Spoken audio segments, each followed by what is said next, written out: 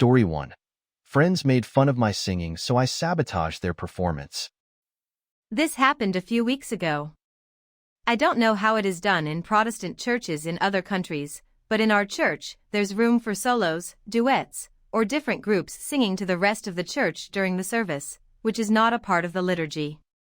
Two of my friends, let's call them Mark and Lucy, who happen to be siblings, always sing a duet on guitar almost every week. Sometimes they ask some other people to sing with them too. One Sunday morning I overheard them laughing and talking with other people, making fun of me, saying I sucked and how I couldn't carry a tune, and even the sound of me farting was pitchy. I know I'm not a good singer, but still, it was hurtful. So during the sermon, I excused myself to the toilet, and before I walked out, I decided to untune Mark's guitar, which was leaning against the wall at the back. When it was finally time for them to perform, it took him around 5 minutes trying to retune it while everyone was waiting and staring at them. It was really awkward. And even then, some of the strings were buzzing and he could not find their original key for Lucy to sing in. She ended up singing very, very low below her natural range, and it sounded like she was trying so hard not to burst into tears. It was so bad. Who sucks now, huh? Comment 1.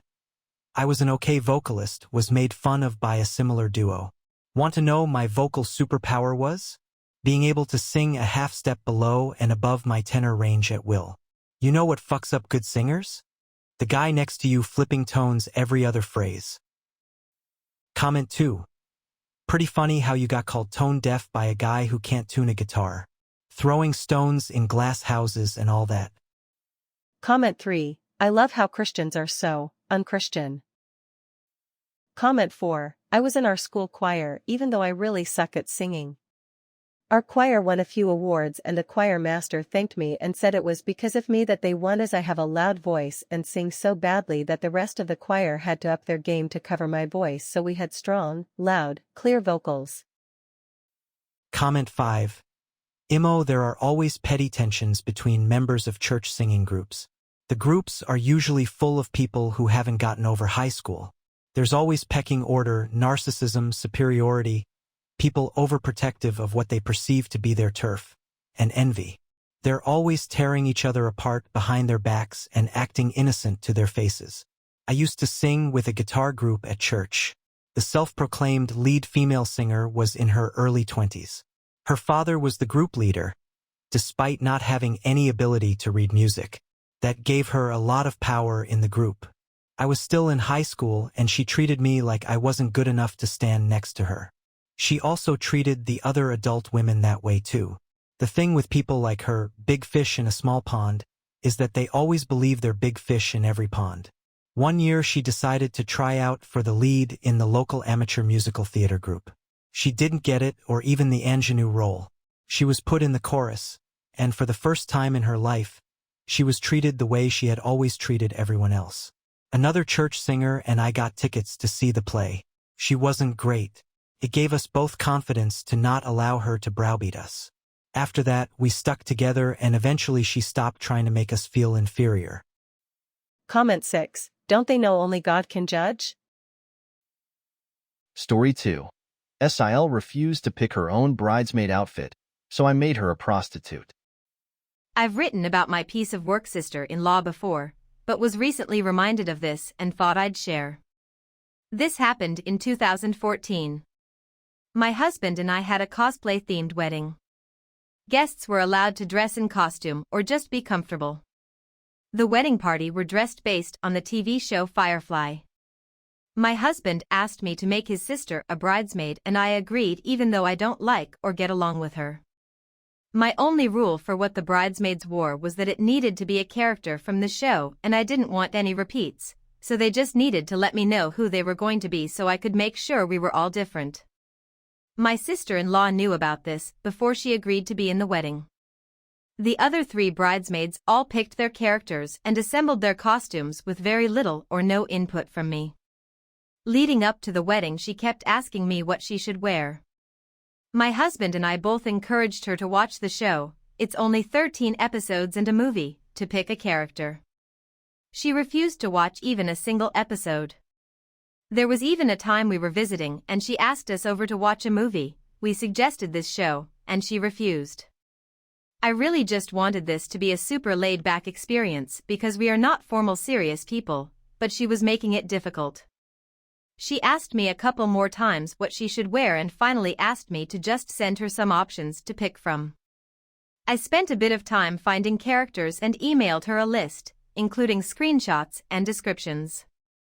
I even took into account that she would be breastfeeding and would need an outfit that could accommodate that. I don't remember all the characters I sent, but they included the school teacher, the sex robot, companions, and a few others. Weeks later she still hadn't even looked at the list and was asking me what she should wear again. I told her to look at the list and she said she would. A couple weeks later she's asking again. It got really annoying that she was refusing to put any effort at all into it. Finally she told me to just pick who she should be, so I picked the pregnant prostitute. She didn't even bother to look the character up after that and still pestered me about what specific clothes she should buy. She didn't find out until after the wedding that was who the character was, and she was really upset with me. I told her she should have picked her own character if it mattered. Edit. I just want to address something that keeps popping up below. The entire canon of the show is 13 episodes and a movie. At no point did I ask or require her or anyone else to watch all of it. We suggested she watch an episode so she could get the vibe we were going for, but she refused. She could have dropped out of the wedding at any time, but she chose to make things more difficult for me. As it was, I was already making my husband's coat, my entire outfit, and all 3 flower girls' dresses, River if anyone cares, for the wedding. The last thing I wanted was to have to hold a bridesmaid through their outfit choice. Comment 1. Curse your sudden but inevitable betrayal. Comment 2. You could have done much worse. Reavers are kind of like space pirates. You need to show up 3 hours early for the makeup artist. Comment 3. If you are requiring someone to wear something, it's not unusual for you to hold their hand and be very specific.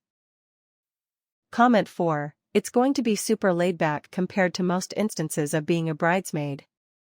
It's not like you have to wear the bridesmaid's dress I pick. No, all you need to do is make a cosplay outfit for a character from a TV show that's been off the air for a decade that you've never seen, and make sure it's not one that somebody else already picked. Like I said, super laid back.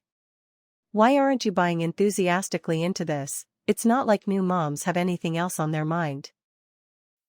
Comment 5. Attending a wedding, or even being a member of a wedding party, should not be a homework assignment. And requiring wedding party members to pick an entire outfit by themselves, and then get it approved by you and check that there are no repeats is severely overestimating the importance of your wedding and aesthetic standards to others. This whole idea was ridiculous, and while your SIL sounds frustrating, you come out of this story sounding far worse.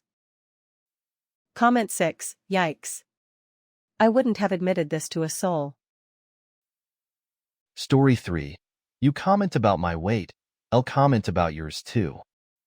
So there's this guy at work who walks around yapping a lot unnecessarily. We ran into each other at a hallway in our office and we stopped to say hi to each other, and there afterwards says, "What are you eating, 'cause you've gained a lot of weight these past few months?" And I went like, "Apparently whatever you're eating, 'cause you've gotten fat too," and he went numb. He had his pals with him and I'm sure it was embarrassing for him, yay.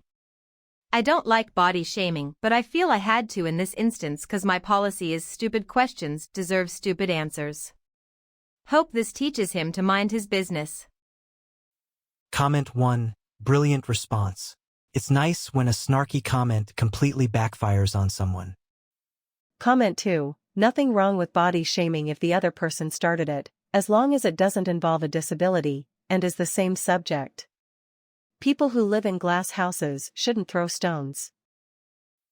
Comment 3. If you kill someone in self-defense, you're not a criminal. Comment 4. Yeah, he asked for it. Comment 5. Glass houses. Comment 6. Don't start fights, but be ready to finish them.